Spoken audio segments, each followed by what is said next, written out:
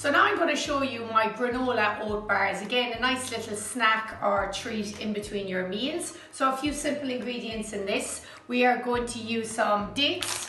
I'm going to use the packet of dates here, so no need to be measuring. A quarter cup of honey, so I'm just going to use this honey here. I'm out of my other one. A quarter cup of peanut butter, so I'm going to use some peanut butter there. 1 cup of roasted almonds. I'm just after roasting these guys here. And 1.5 cup of rolled oats. I'm going to use this Flavin's oats here, and chocolate chips, again using my cacao nibs. And some dried fruit. I have decided to use some cranberries in mine.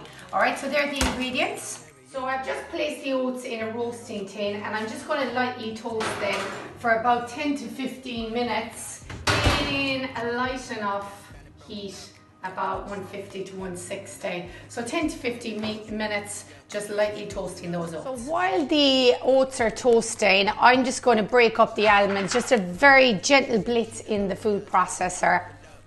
So just a nice little crumbly kind of consistency like that, so a little bit, so that when they're in our bar we get a nice little crunch out of them.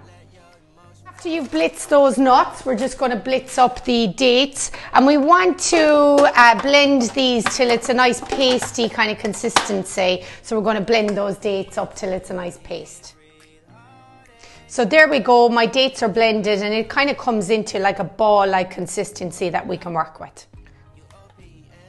So the next step is we get our peanut butter, pop it into a pan on over a low heat with our honey, and mix it in till it's all kind of melted together. So next step is to pop all your dry ingredients, those toasted oats and the crushed almonds, into your bowl.